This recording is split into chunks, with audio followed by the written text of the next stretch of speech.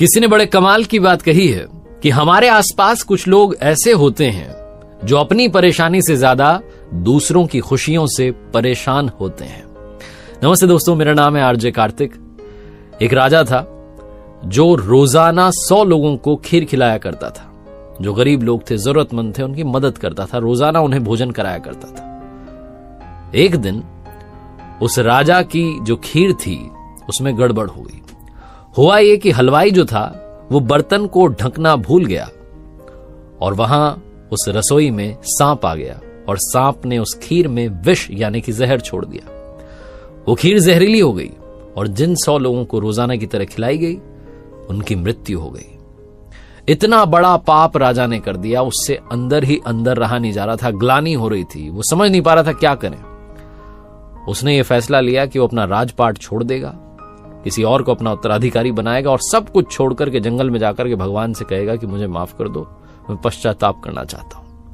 इसी विचार के साथ में राजा चल दिया। जब वो जंगल की तरफ रवाना हुआ तो शाम होने को आई। एक गांव रास्ते में आया, उसे लगा कि आज यहीं विश्राम कर लेते हैं। तो उसने पता लगाया कि कोई ऐसा घर है, वहां चौपाल पर कुछ लोग बैठे हुए थे। उनसे पूछा कोई ऐसा घर है जिसमें भक्ति करने वाले लोग रहते हैं। तो गांव वालों ने कहा कि हाँ जी, एक घर है जिसमें भाई बहन रहते हैं, वो दोनों भक्ति करते हैं, वहां रुक जाओ। राजा वहां गया, जाकर के कहा कि मुझे मदद चाहिए, मुझे रुकना है आज शाम, कल सुबह मैं निकल जाऊंगा। उन भाई बहनों ने कहा अरे आइए आइए, स्वागत किया। जो बहन थी वो रोजाना सुबह जग करके ध्यान करती थी, ईश्वर की आराधना करती थी, मेडिटेशन करती थी। उसके बाद में, ध्यान के बाद में वो नाश्ता बनाती थी, दिन का रूटीन फॉलो करती थी। तो अगली सुबह वो जगी, ध्यान में बैठी, लेकिन उसके बाद उठी नहीं। बहुत समय हो गया। जब वो ध्यान से उठी तब तक बहुत देर हो गई थी। भाई जो था वो चिढ़ने लगा, गुस्सा करने लगा कि दीदी तुमने क्या कर दिया, हमारे घर में मुसाफिर रुका है, उसे भोजन कराना है, उसे भेजना है, तुम इतनी देर से जगी।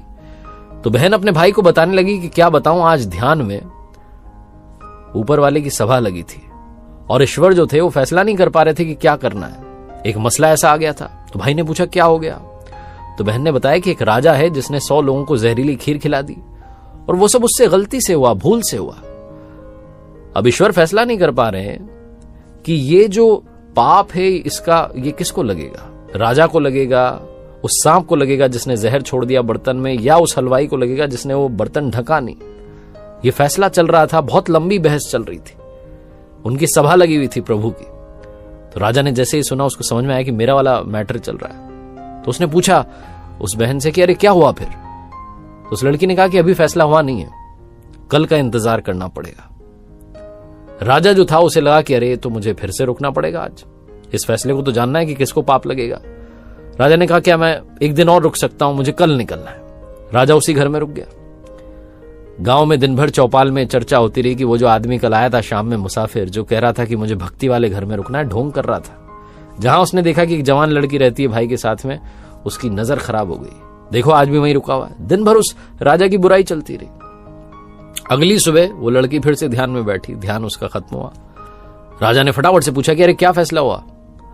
लड़की ने कहा कि वो ईश्वर की सभा में फैसला हुआ कि वो जो पाप है वो तो मेरे गांव में जो चौपाल पर लोग बैठते हैं वो बांट के ले गए। छोटी सी कहानी है, लेकिन सिखाती ये है कि जो निंदा करते हैं, जो बुराई करते हैं, दिन भर गॉसिपिंग में लगे रहते हैं, इसकी बुराई उसकी बुराई, वो दूसरों का पाप भी अपने माथे लेकर के घूम रहे होते हैं।